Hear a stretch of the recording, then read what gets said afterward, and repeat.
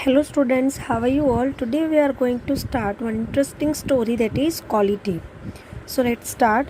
I knew him from the days of my extreme youth because he made my father's boot. मतलब कि मैं उनको तब से जानता हूँ जब वो बहुत ही ज़्यादा यंग हुआ करते थे क्योंकि वो मेरे फादर के बूट बनाया करते थे. बूट यानी कि शूज़ जो हम पैर में पहनते हैं. He lived with his elder brother in his shop. वो अपने बड़े भाई के साथ एक शॉप में रहते थे which was in a small by street in a fashionable part of London. London का एक फैशनेबल हिस्सा है जो एक गली से गुजरता है, उसमें वो और उनके बड़े भाई रहते थे. The shop had a certain quite distinction, मतलब शॉप की कुछ अलग ही अच्छी चीज़ थी. There was no sign upon it other than the name of Glacier brother.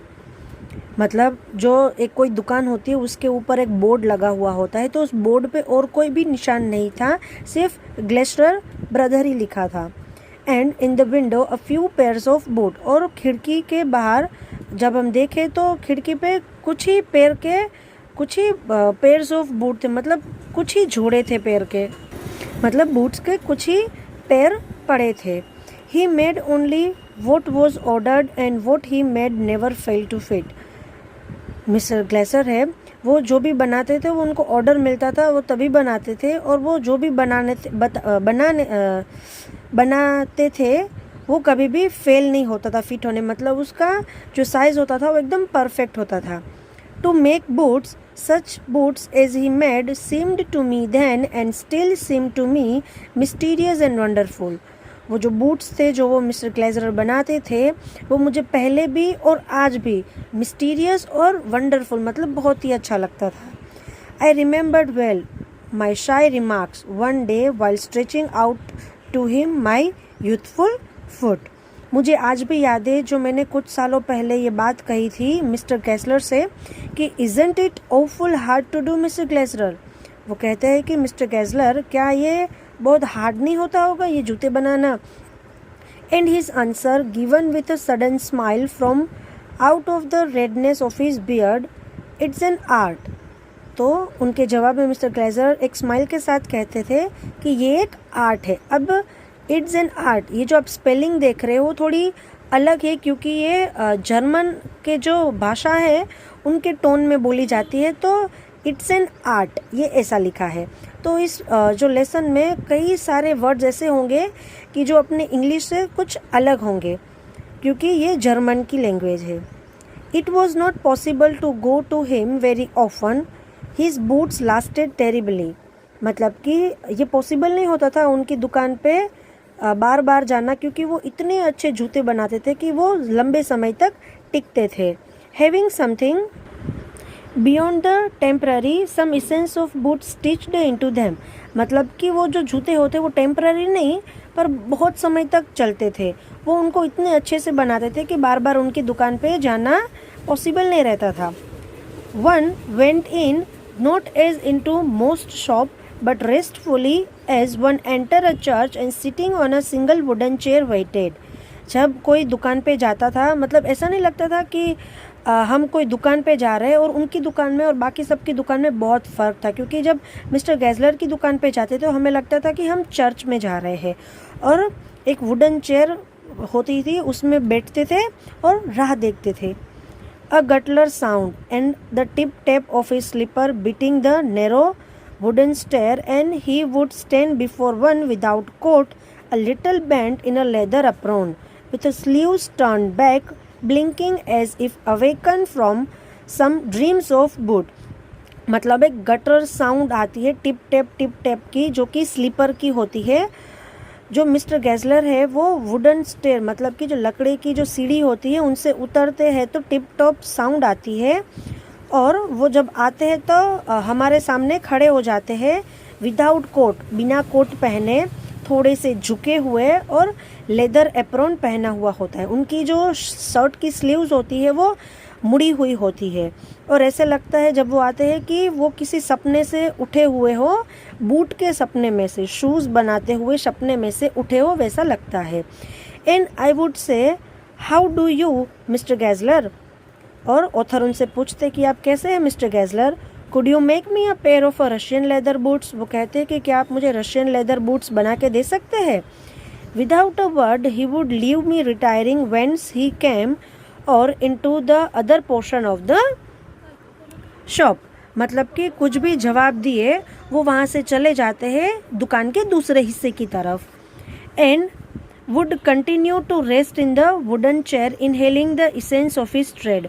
और जो ऑथर होते हैं वो वुडन चेयर, जो लकड़ी की जो चेयर होती है उन पे बैठे रहते हैं. इनहेलिंग मतलब कि सूंघते रहते हैं. इसेंस ऑफ हिज ट्रेड, उनकी व्यापार की खुशबू. अभी जब मिस्टर गैजलर है वो जूते बनाने का काम करते तो लेदर की स्मेल आती है. Soon he would come back holding in his hand a piece of a gold brown leather. और वो जल्दी से वापस आते हैं और अपने हाथ में एक गोल्ड ब्राउन लेदर का पीस पकड़े हुए. With eyes fixed on it, he would remark. और उसी गोल्ड ब्राउन लेदर पर अपनी आंख टिकाए हुए वो कहते हैं what a beautiful piece.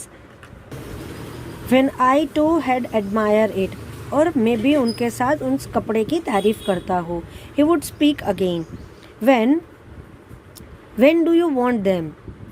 Mister Gessler पूछते हैं ऑथर से कि ये बूट आपको कब चाहिए. And I would answer, oh as soon as you conveniently can. और जितना जल्दी हो सके आप उन्हें बना दीजिए, ऑथर ये कहते हैं. And he would say tomorrow fortnight, or if he were his elder brother I will ask my brother. और वो कहते हैं कि टुमारो फॉर नाइट, और अगर ये नहीं होता है तो फिर मैं अपने बड़े भाई से भी बात करके देख लेता हूँ. देन आई वुड मरमर, वो अंदर ही अंदर कुछ बोलते हैं, धीरे से कहते हैं कि thank you.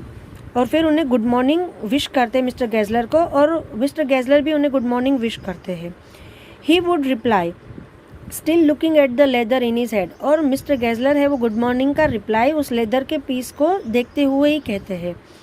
And as I moved to the door, I would hear the tip-tap of his slipper going up the stairs to his dream of boot. अब जब ऑथर है वो दुकान के बाहर जाते हैं तब वो टिक टॉक का साउंड फिर से, टिप टैप का साउंड फिर से सुनते हैं, और वो स्लीपर की आवाज़ होती है, और वो ऊपर की तरफ, ऊपर स्टेयर मतलब ऊपर सीढ़ियों की तरफ चल रहे हो वैसा लगता है. तो इसका मतलब ये है कि मिस्टर गैजलर है वो सीढ़ियों पर ऊपर जा रहे हैं अपने बूट के सपनों में फिर से. I cannot forget that day on which I had occasion to say to him, Mr. Gessler, that last pair of boot creaked, do you know? मैं वो दिन कभी नहीं भूल सकता था जब मुझे ये मौका मिला था मिस्टर गैजलर को कहने के कि आपने जो लास्ट पेयर बनाए थे जूते के वो थोड़े क्रिक्ड, मतलब कि थोड़े टूटे हुए, थोड़ी प्रॉब्लम आ गई है उनमें. He looked at me for a time without replying, as if expecting me to withdraw or qualify the statement, then said, I shouldn't have creaked. अब मिस्टर गैजलर है वो ऑथर के सामने ऐसे देखते हैं कि ऑथर है वो अपना स्टेटमेंट, जो उन्हें बात बताई है, वो वापस ले ले, या तो फिर जो बात बोली है उसमें कुछ सुधार कर सके. और फिर मिस्टर गैजलर कहते हैं कि ऐसा नहीं हो सकता कि मैं जो बूट बना उसमें कोई प्रॉब्लम आ जाए. It did, I am afraid. तो मिस्टर ऑथर कहते हैं कि हाँ, ऐसा नहीं हो सकता पर ऐसा हुआ है. You got them wet before they found them self. वो कहते हैं कि तुम उस बूट को मेरे पास ले आओ, मैं उन्हें देख लूँगा. I don't think so. At that he lowered his eyes as he hunting for a memory of those boots, and I felt sorry I had mentioned these grave things. अब क्या होता है कि मिस्टर अभी ऑथर अपनी eyes नीचे कर लेते हैं, और जो मिस्टर गैजलर होते हैं वो उस सोच में पड़ जाते थे उन बूट को कि ये बूट मैंने बनाया था उसमें क्या खराबी रह रही होगी. तो वो उस सोच में पड़ जाते हैं. तब ऑथर कहते हैं कि मैं एकदम दुखी फील कर रहा हूँ ये आपको बताते हुए कि आपने जो बूट बनाया था उसमें कुछ प्रॉब्लम हो गई है. Send them back, he said, I will look at them. Mister Gessler कहते हैं कोई बात नहीं, तुम मुझे बूट भेज देना, मैं उन्हें देख लूँगा. Some boots, he continued slowly, are bad for from birth. If I can do nothing with them, I take them off your bill. वो धीरे से कहते हैं कि कुछ बूट खराब हो जाते हैं, अगर ठीक नहीं होते हैं वो बूट्स, तो मैं उनके पैसे आपके बिल में से काट लूँगा, मतलब उनके पैसे मैं आपसे नहीं लूँगा. Once I went absent-minded into his shop in a pair of a boot bought in an emergency at some large firm. एक दिन मैं एब्सेंट माइंडेड उस दुकान पे चला जाता हूँ, मिस्टर गेजलर की दुकान पे, उस बूट को पहने हुए, जो बूट मैंने एक बड़ी सी दुकान में से लिए थे, मिस्टर गेजलर के पास नहीं बनवाए थे.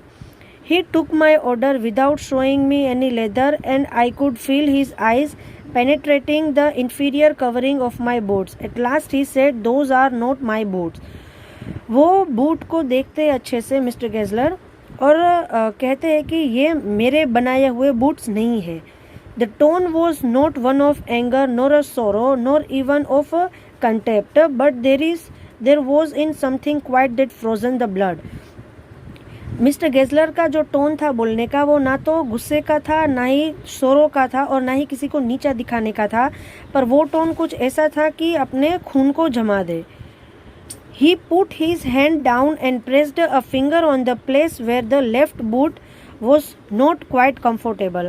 अब क्या होता है, मिस्टर गेजलर है वो नीचे झुकते हैं, अपनी उंगलियां बूट में दबाते हैं और देखते हैं कि जो लेफ्ट साइड का बूट है वो कंफर्टेबल नहीं है. It's yours, you hear? He said. Those big firms have no self-respect. And then, as if something had given way within him, he spoke long and bitterly. It was the only time I ever heard him discuss the condition and hardship of his trade. अब वो क्या कहते हैं, वो बहुत ज़्यादा दुखी होते हैं और कहते हैं कि ये जो बड़ी बड़ी दुकानें होती हैं उनकी कोई सेल्फ रिस्पेक्ट नहीं होती है, वो कैसे भी बूट बना के दे देते हैं. ये बात है वो एकदम दुखी होकर कहते हैं. और ऑथर ये कहते हैं कि उन्होंने पहली बार ये सुना है कि जो मिस्टर गेजलर है वो अपने व्यापार की कंडीशन, उनके स्ट्रगल के बारे में बात कर रहे हैं. मतलब पहली बार ऐसा हुआ है कि वो अपने हार्डशिप ऑफ हिज ट्रेड, मतलब अपने व्यापार के जो स्ट्रगल के दिनों हैं उसकी कंडीशन के बारे में डिस्कस करते